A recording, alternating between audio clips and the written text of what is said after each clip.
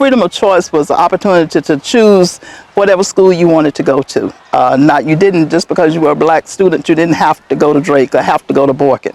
You could go to any elementary school, any school in Auburn. That's when my parents chose for us to not go just to the then segregated schools.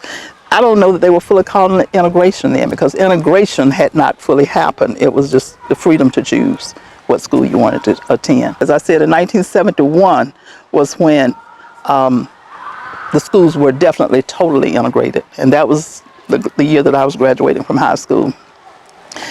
And what that looked like, busing, school busing across town, because students didn't live within walking distance. Whereas, as I said, I walked to Drake.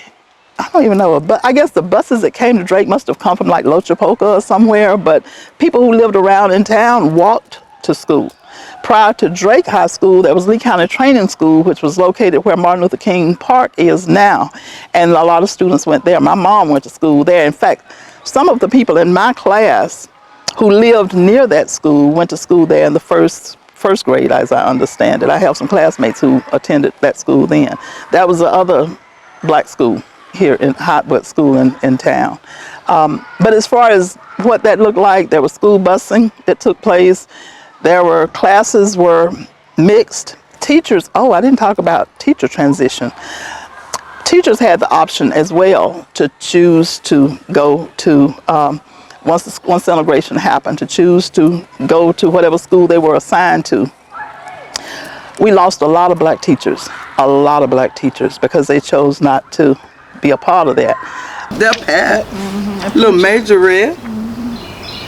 Well, no, not a lot of us put our baby pictures in. I don't know why I didn't put a baby picture in there. I must have been busy doing something else and missed the deadline. That's the only thing I can figure, because I was trying. You probably missed the deadline. I probably missed the deadline. I told her my favorite teacher. Who was your favorite teacher? Because I can't think. Mr. Goff was my favorite teacher. He was the music teacher. That's why. Band director. Oh, Miss Newman was there. She was at Drake too. Everybody didn't like Miss Newman. Going there. See, I didn't take PE. I don't know why. That's why I don't know why I didn't take PE. I was trying to get in the band. That's why I was in the band, because I didn't want to do PE. I didn't want to do PE either. What are we driving by right now? We are driving by my old elementary school, Borkin Street Elementary, and the grades were from 1st grade to 6th. And interesting fact was that when President Kennedy died, it was on my birthday, November 22nd, I think 1963, and I was in the 5th grade. That's also my birthday. And I was in the 5th grade. I'm born November 22nd. Are you? Yes, ma'am. You should never forget that. Yes, ma'am. A-cam speed. A-cam speed. B-cam speedy. And about 3 pounds. So you have to look at the camera. So I can just look directly. You looking at the bubble? Who do I need to You look looking at the at? bubble? Yeah, just look at me. The camera's not here. Okay. It's off. Huh? It's off. Okay. There we go. Alright, good with that, director? Can you see that? Yes. Okay. B-cam speed. B-cam speed, stand by. B-cam speed, A-cam speed. Audio speed. Stand by, the audio. Alright. Audio speed, set is speeding. Oh, what do I say? Scene 1, take 1. Okay. Untitled, scene 1, take 1. Can you see it? Yes.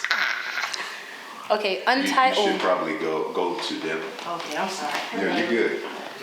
Oh, sorry. Well, you gotta actually get both in, both. So yeah, let's Go like over. there we go. So that way you get move it over a little closer to him. There you go. A little bit more. Stick your arm down. Okay, I did. There you go. So that way you get both Don't shots. smack it. But yeah. Alright. Second step sticks. Keep open them up. Okay, go ahead. Director's your show. All right. Call it. Scene 1. Oh, me. Okay. Untitled, scene 1, take 1.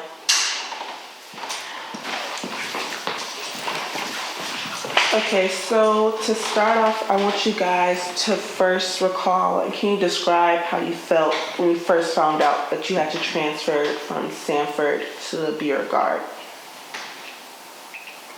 Okay, when we found out, it was you have to say, why are we going to Beauregard? We really, as kids, we really didn't actually know anything about integration that much and everything. And the only thing we knew that we were moving from our school was a prominent black school, black teachers, and everything was black, and we were going to integrate at white school, which before we went, we had started integrating with them, playing different sports against them and everything. So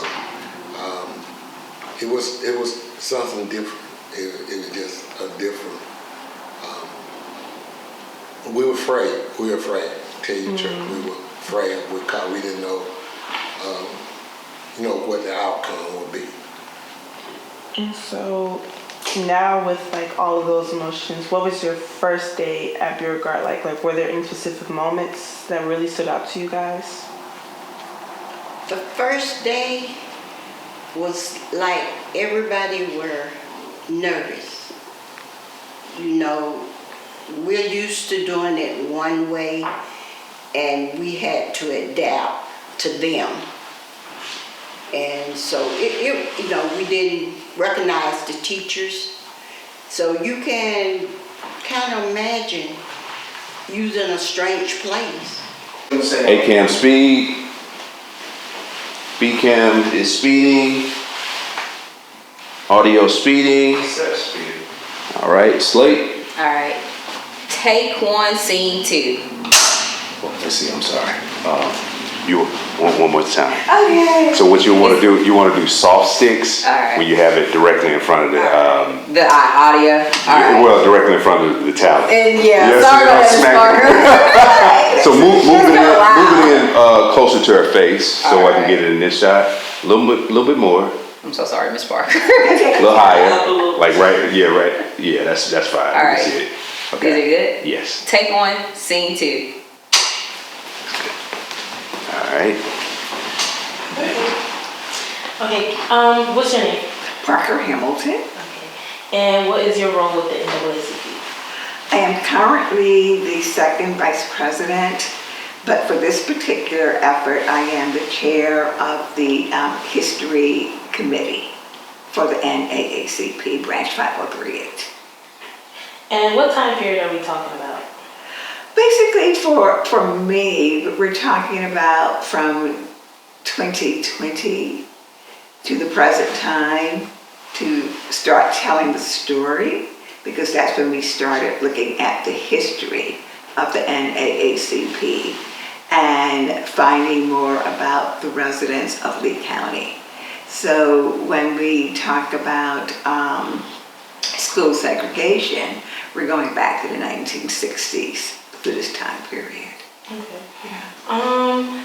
So in 1950, 55, schools federally desegregated. Right. And when did they desegregate Alabama schools? Well, if you look at freedom of choice, which was in the 1960s, that was the beginning. And then by law, it didn't really happen until like around 1970, 71. What do you... Because state of Alabama, like a lot of southern states, they tried to find different ways not to integrate schools. So they came up with freedom of choice. In South Carolina, there was something called the School Equalization Program, where they did everything they could not to integrate schools. A-cam speed.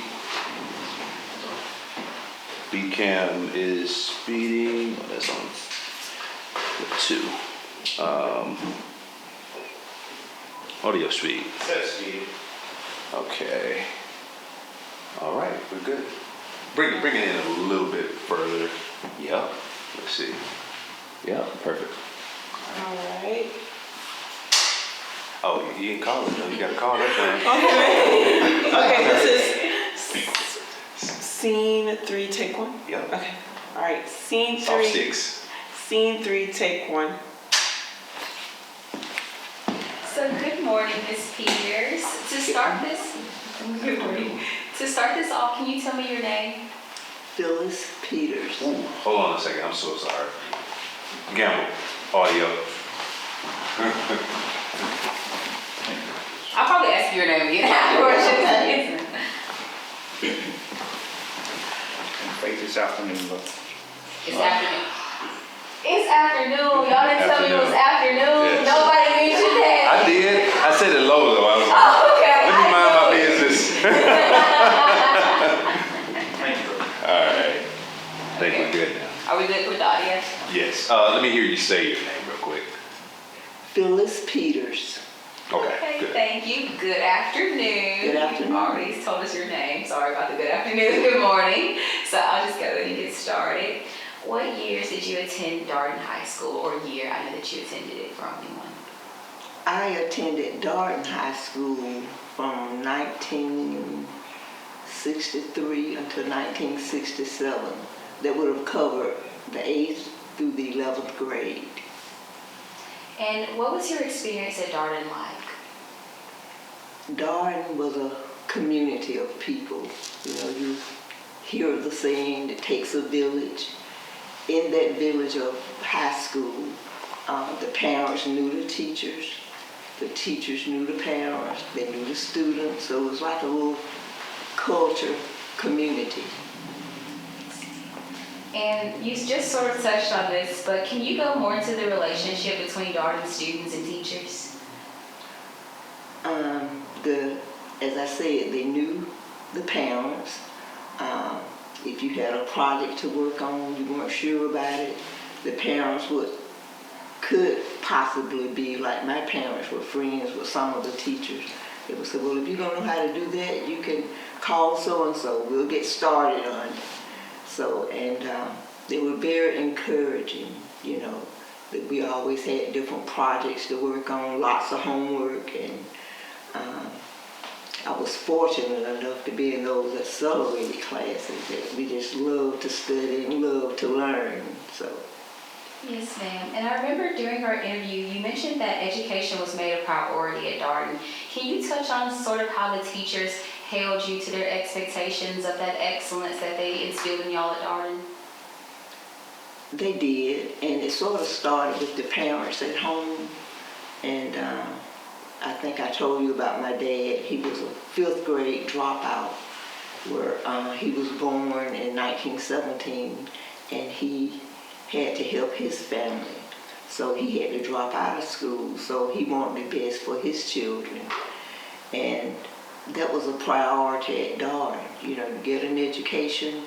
We're gonna put that, you know, God first, family, and then your education and all of that. So they instilled that in us to get an education. And the teachers expected you. They didn't want you to come to school without homework. You know, they wanted you to be prepared. And that's sort of, you know, they raised the bar for us. Right, we rolling. So maybe we want to get started. Okay. So good morning. Good morning. Good morning. What is your name? Morris Eugene Lewis. And where are you from? I'm from Auburn, Alabama. Were you raised in this community that we're in? I was born and raised in Auburn. Matter of fact, my home where I was born is about 4 blocks down Donahue Drive. Okay.